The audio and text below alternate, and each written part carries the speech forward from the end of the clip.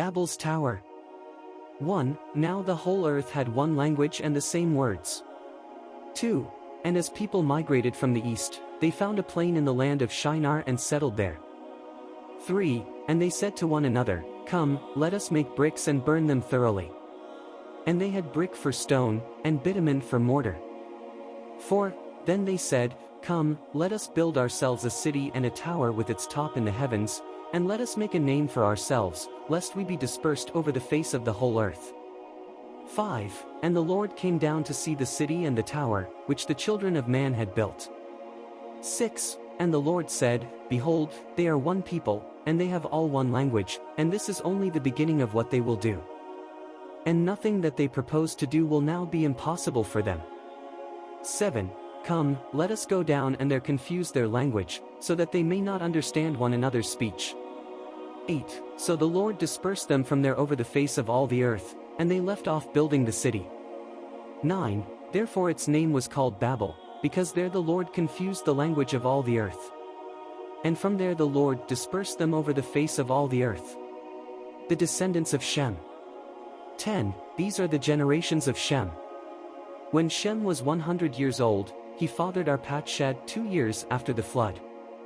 11. And Shem lived after he fathered Arpachshad 500 years and had other sons and daughters. 12. When Arpachshad had lived 35 years, he fathered Shelah. 13. And Arpachshad lived after he fathered Shelah 403 years and had other sons and daughters. 14. When Shelah had lived 30 years, he fathered Eber.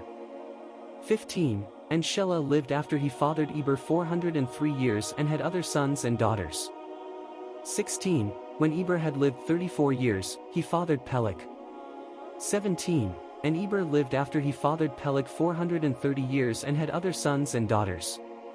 18. When Peleg had lived 30 years, he fathered Ru.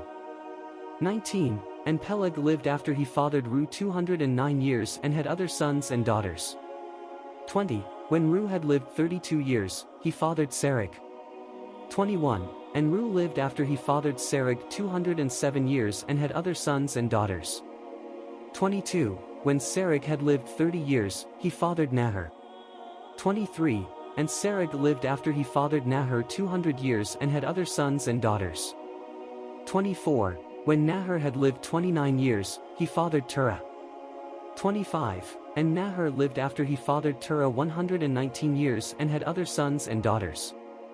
26. When Terah had lived 70 years, he fathered Abram, Nahor, and Haran. 27. Now these are the generations of Terah.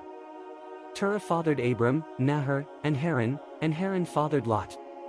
28. Haran died in the presence of his father Terah in the land of his kindred, in Ur of the Chaldeans. 29. And Abram and Nahor took wives. The name of Abram's wife was Sarai, and the name of Nahor's wife, Milcah, the daughter of Haran the father of Milcah and Iscah.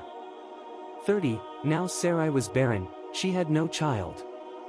31. Terah took Abram his son and Lot the son of Haran, his grandson, and Sarai his daughter-in-law, his son Abram's wife, and they went forth together from Ur of the Chaldeans to go into the land of Canaan, but when they came to Haran, they settled there.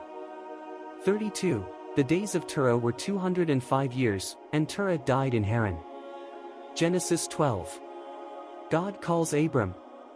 1. Now the Lord said to Abram, Go from your country and your kindred and your father's house to the land that I will show you. 2. And I will make of you a great nation, and I will bless you and make your name great, so that you will be a blessing. 3. I will bless those who bless you, and him who dishonors you I will curse, and in you all the families of the earth shall be blessed. 4. So Abram went, as the Lord had told him, and Lot went with him. Abram was 75 years old when he departed from Haran. 5. And Abram took Sarai his wife, and Lot his brother's son, and all their possessions that they had gathered, and the people that they had acquired in Haran, and they set out to go to the land of Canaan. When they came to the land of Canaan. 6. Abram passed through the land to the place at Shechem, to the oak of Moreh. At that time the Canaanites were in the land. 7.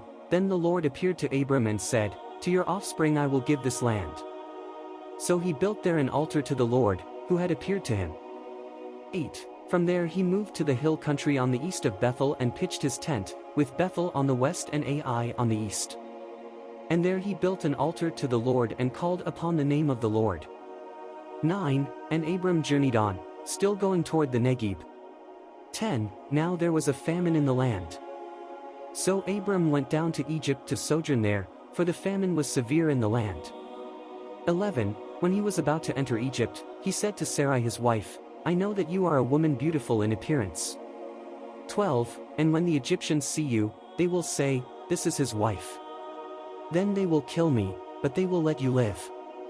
13. Say you are my sister, that it may go well with me because of you, and that my life may be spared for your sake. 14. When Abram entered Egypt, the Egyptians saw that the woman was very beautiful. 15. And when the princes of Pharaoh saw her, they praised her to Pharaoh. And the woman was taken into Pharaoh's house. 16. And for her sake he dealt well with Abram, and he had sheep, oxen, male donkeys, male servants, female donkeys, and camels. 17. But the Lord afflicted Pharaoh and his house with great plagues because of Sarai, Abram's wife. 18. So Pharaoh called Abram and said, What is this you have done to me? Why did you not tell me that she was your wife? 19. Why did you say, She is my sister, so that I took her for my wife? Now then, here is your wife, take her and go. 20. And Pharaoh gave men orders concerning him, and they sent him away with his wife and all that he had.